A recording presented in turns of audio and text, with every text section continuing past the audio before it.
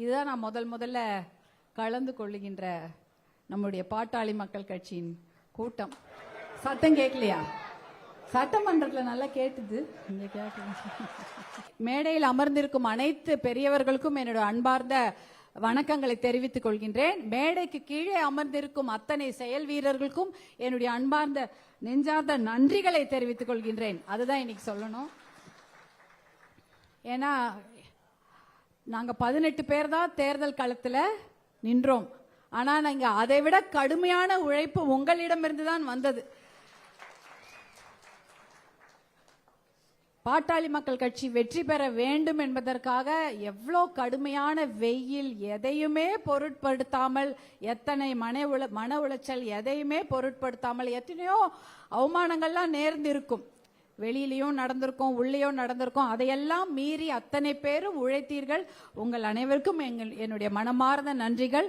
இந்த நேரத்தில் தர்மபுரி சட்டமன்ற தொகுதியில் கடுமையாக உழைத்த அனைத்து நிலை நிர்வாகிகளுக்கும், மேடையில் அமர்ந்திருக்கும் அனைவருக்கும், நிர்வாகிகள் அனைவருக்கும், மகளிருக்கும் எவ்வளோ பேர் வேலை செய்தார்கள், அவர்களுக்கெல்லாம் என்னுடைய மனமார்ந்த நன்றி. முதற்கண் அங்க என் மேல் பாசம் வைத்து வாக்குகளை தாராளமாக கொடுத்து என்னை வெற்றி பெற வைத்த தர்மபுரி சட்டமன்ற தொகுதி மக்கள் அனைவருக்கும் என்னுடைய மனமார்ந்த நன்றிகளை தெரிவித்துக் கொள்கின்றேன்.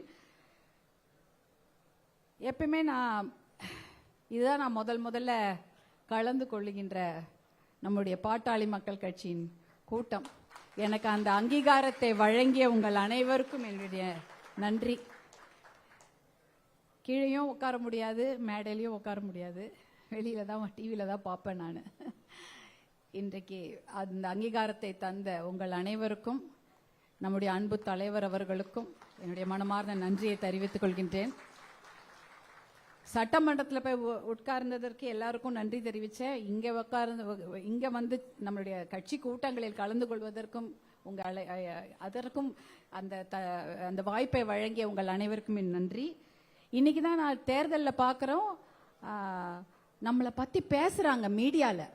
இது வரைக்கும் அதாவது பாட்டாளி மக்கள் கட்சி எவ்வளவு கடின உழைப்பு, எத்தனை பெரிய சக்தி வாய்ந்த ஒரு கட்சி என்று யாருமே டிவி அரசியல் விவாதங்கள்ல கூட பேச மாட்டாங்க. ஆனா இன்றைக்கு ஒத்துக்கொண்டு இருக்கிறார்கள். ஆமா, இவர்கள் வந்து மிகப்பெரிய கட்சி, இவங்க வந்து ஒரு பகுதியில ஒரு மிகப்பெரிய ஒரு கட்சியை தூக்கி நிறுத்திருக்கிறாங்க, அவங்களுக்கு நம்ம நன்றி சொல்லணும் அப்படின்னு சொல்லிட்டு எல்லாருமே சொல்றாங்க. வேற இது வரைக்கும் நான் அதை பார்த்ததில்லை. ஏன்னா மறைச்சிடுவாங்க. அதாவது மீடியானா விவாதங்கள்லையோ இல்ல ஆர்டிகல்ஸ், நியூஸ் பேப்பர், அதாவது நம்முடைய நாளிதழ்களில் கூட அதை பத்தி எல்லாம் பெருசா பேசவே மாட்டாங்க. நம்ம தான் சொல்லிப்போம், ஐயோ நம்மளால் தான் வந்தது, நம்ம தான் வேலை செஞ்சோம், கூட்டணி தர்மம் அப்படிலாம் சொல்லுவோம். ஆனா யாருமே அதை ஒத்துக்க மாட்டாங்க. ஆனா இன்றைக்கு அத்தனை ஊடகங்களும் அதே, ஆமா நீங்க பெரிய கட்சி தான், நல்லா ஒத்துக்கிறோம், உங்களால தான் நிறைய பேர் வெற்றி பெற்றிருக்காங்க என்று சொல்கிறார்கள். சட்டமன்றத்திலையும் நம்மளுடைய பாட்டாளி மக்கள் கட்சிக்கு மிகப்பெரிய ரொம்ப மரியாதையோட வரவேற்கிறார்கள். அதை நான் பார்க்கிறேன் நேரடியா. எல்லாரும் வந்து எல்லார்கிட்டயும் ரொம்ப பாசமாக, எந்த ஒரு பாகுபாடும் இல்லாமல் ரொம்ப மரியாதை கொடுத்து நம்ம கிட்ட பேசுறாங்க, நன்றி தெரிவிக்கிறாங்க. அது ரொம்ப பெருமையாக இருக்கிறது. யாரோ நம்ம ஒரு என்ன இவங்க இப்படியா அப்படியா, எந்த ஒரு சின்ன ஒரு மரியாதை குறைவாக நம்முடைய கட்சி எந்த இடத்துலயுமே நடத்தப்படுவதில்லை. அதுக்கு மிகப்பெரிய ஒரு பெரிய கௌரவமா நான் பார்க்கிறேன். யாருமே நம்மளை கை நீட்டி எந்த ஒரு குறையும் சொல்லாம ரொம்ப கௌரவமாக மரியாதையாக அங்க சட்டமன்றத்தில் நடக்குது. அதை பார்க்கும்போது ரொம்ப பெருமையா இருக்கு. நம்முடைய பாட்டாளி மக்கள் கட்சியில நாம் ஒரு அங்கமாக இருந்து நல்ல ஒரு தலை நிமிர்ந்து கௌரவமாக நாம் இருக்கிறோம் என்பதே மிக பெருமையாக இருக்கிறது. அதே போல நம்ம நிறைய பேருக்கு எத்தனையோ குறிக்கோள்கள் இருக்கலாம். எம்பி ஆகணும், எம்எல்ஏ ஆகணும், இல்ல கவுன்சிலர் ஆகணும். ஆனா நம்ம கட்சியில ஒரு குறிக்கோள் என்ன, நமக்கு நம்ம உரிமையை பெற வேண்டும், நம்ம தலைமுறை எல்லாரும் நல்லா இருக்கணும் அப்படின்றதுதான் நம்முடைய தமிழ் சமுதாயத்துக்கு நல்ல தலை நிமிர்ந்து ஒரு கௌரவமான வாழ்க்கையை கொடுக்க வேண்டும் என்பதற்காக நம்ம பாட்டாளி மக்கள் கட்சி நம்ம இத்தனை வருஷமாக எத்தனையோ தடைகளை தாண்டி நாம் நடந்து கொண்டிருக்கின்றோம். அந்த குறிக்கோள் நம்ம கிட்ட இருக்கு. அந்த குறிக்கோளை நோக்கி நாம் எப்படி பயணம் செய்ய வேண்டும் என்பதை பற்றி மருத்துவர், நம்மளுடைய கட்சி தலைவர் மருத்துவர் அன்புமணி அவர்கள் நிறைய தெளிவான திட்டங்களை வைத்திருக்கிறார். அந்த திட்டங்களை நம்ம அப்படியே செயல்படுத்தினாலே போதும், கண்டிப்பாக நமக்கு நல்ல எதிர்காலம், நல்ல வெற்றி பெறும் எதிர்காலம் நல்லாவே இருக்கிறது. அதே போல மகளிருக்கு முக்கியத்துவம் கொடுக்க வேண்டும் என்பதை பற்றி சொல்ல வரணும். ஏன்னா எப்பயுமே என்ன சொல்லிட்டோம், ஐயோ அவங்க மகளிர் தான் எல்லாம் ஓட்டு போட்டுட்டாங்க அப்படின்றப்ப நம்ம மகளிருக்கு முக்கியத்துவம் கொடுக்க வேண்டிய ஒரு காலகட்டத்தில் இருக்கிறோம். அவங்க ஓட்டை மட்டும் நம்ம கேட்டா பத்தாது, அவங்களிடம் நாம் பேச வேண்டும். நாம மனசுல நினைக்கிறத அவங்களுக்கு சொல்றதுக்கு நம்ம பேச்சு திறமையை வளர்த்து கொள்ள வேண்டும். அது ரொம்ப முக்கியம். நம்ம என்ன நினைக்கிறோம் அந்த நினைப்பதை அவங்களுக்கு சொல்லணும். ஏன்னா நம்ம சொல்றதுலே தெளிவில்லைன்னா அவங்களுக்கு புரியாது. அதை அவங்களுக்கு எடுத்து சொல்லணும், நிறைய விஷயங்களை சொல்லணும். கட்சி, பாட்டாளி மக்கள் கட்சி என்னெல்லாம் இதுவரைக்கும் அந்த பகுதியில செய்திருக்கிறது, அவங்களுடைய செய்த சாதனைகளை நம்ம எடுத்து சொன்னாலே போதும். யாரையுமே நம்ம திட்ட வேணாம். நம்ம இதெல்லாம் செய்திருக்கிறோம், நம்ம இந்த மாதிரி நல்ல விஷயங்களை அந்த பகுதிக்கு செய்திருக்கிறோம். ஒரு டெல்டா பகுதினா அதை பாதுகாக்கப்பட்ட வேளாண் மண்டலமாக அதை அறிவிப்பதற்கு எத்தனை போராட்டங்களை பாட்டாளி மக்கள் கட்சி செய்திருக்கிறது என்பதை சொல்லணும். அதே போல கடலூர் மாவட்டமாக இருந்தால் அந்த என்எல்சிக்காக நாம் செய்த போராட்டங்களை அவங்களுக்கு எடுத்து வைக்க வேண்டும். அப்பதான் நம்மளுடைய உரிமையை மீட்பதற்காக பாட்டாளி மக்கள் கட்சி இருக்கிறது என்ற நிலைமை அவங்க புரிந்து கொள்வார்கள். அதனால அந்த விஷயங்களை நாம் பேசி பேசி புரிய வைக்க வேண்டும்.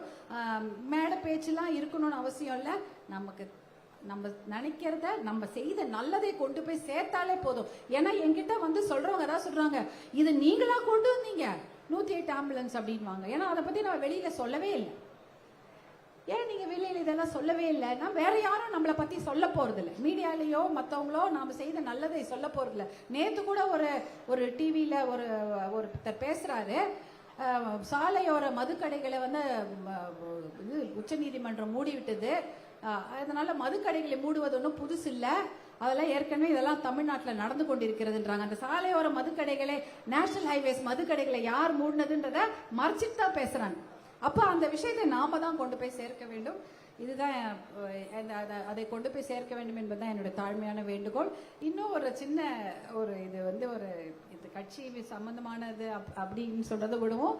நாம எப்பயும் எல்லாரும் வரும்போது எல்லாரும் பார்க்கும்போது ஒரு மரியாதை நிமித்தமாக அவங்களுக்கு ஒரு பொன்னாடை போர்த்துவதை எல்லாம் பழக்கமாக வைத்திருக்கின்றோம்.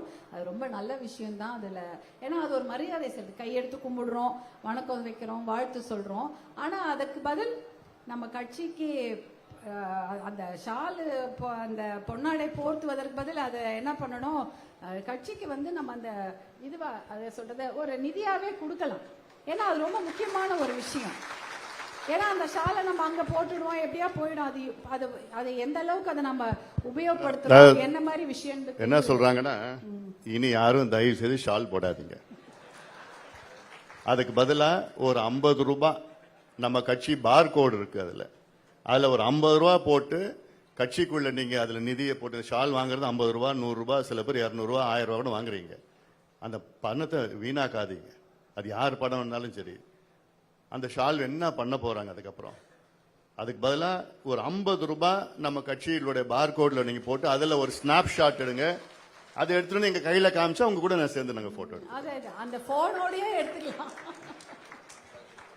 அது ரொம்ப முக்கியமான ஒரு விஷயமா இருக்கும். அது ஒரு மாற்றம். நம்ம ஏதாவது ஒன்று புதுசா நம்ம பண்ணணும் இல்லையா, அது ஒரு மாற்றமாக இருக்கும் என்பதுதான் என்னுடைய வேண்டுகோள். மிக்க நன்றி அனைவருக்கும். மீண்டும் ஒரு முறை சிரம் தாழ்ந்த நன்றிகளை தெரிவித்துக் கொண்டு விடைபெறுகிறேன். நன்றி, வணக்கம்.